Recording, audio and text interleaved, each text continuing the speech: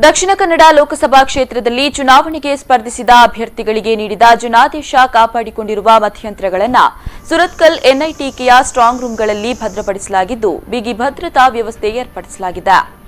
ದಕ್ಷಿಣ ಕನ್ನಡ ಲೋಕಸಭಾ ಕ್ಷೇತ್ರ ವ್ಯಾಪ್ತಿಯ ಎಲ್ಲಾ ವಿಧಾನಸಭಾ ಕ್ಷೇತ್ರಗಳ ಮತಯಂತ್ರಗಳನ್ನು ಸಂಗ್ರಹಿಸಿ ಭದ್ರತಾ ಕೊಠಡಿಗಳಲ್ಲಿ ಇರಿಸಲಾಗಿದೆ. ಇದೇ ಕೇಂದ್ರದಲ್ಲಿ ಮೇ 23ರಂದು ಮತ ಎಣಿಕೆ ನಡೆಯಲಿದ್ದು ಚುನಾವಣಾ ಆಯೋಗ ಸಕಲ ಕ್ರಮವನ್ನು ಕೈಗೊಂಡಿದೆ. ಕೇಂದ್ರಕ್ಕೆ ಸಿಆರ್ಪಿಎಫ್ ಮತ್ತು ಪೊಲೀಸ್ ಜಂಟಿ ಕಾವಲು ಏರ್ಪಡಿಸಲಾಗಿದೆ. ಮತಯಂತ್ರ ಇರಿಸಿರುವ ಕೊಠಡಿಗಳಿಗೆ ಬೀಗ ಹಾಕಿ ಮೊಹರು ಮಾಡಲಾಗಿದೆ. ಜಿಲ್ಲಾ ಚುನಾವಣಾಧಿಕಾರಿಯೂ ಆಗಿರುವ ಜಿಲ್ಲಾಧಿಕಾರಿ ಸಸಿಕಾಂತ್ ಸೆಂಥಿಲ್, ಸಹಾಯಕ ಆಯುಕ್ತ ರವಿಚಂದ್ರ, ಪೊಲೀಸ್ ಆಯುಕ್ತ ಸಂದೀಪ್ ಪಾಟೀಲ್, ಡಿಸಿಪಿ ಹನುಮಂತರಾಯ ಅವರು ಕೇಂದ್ರಕ್ಕೆ ಭೇಟಿ ನೀಡಿ ಭದ್ರತೆ ವ್ಯವಸ್ಥೆಗಳನ್ನು ಪರಿಶೀಲಿಸಿದ್ದಾರೆ.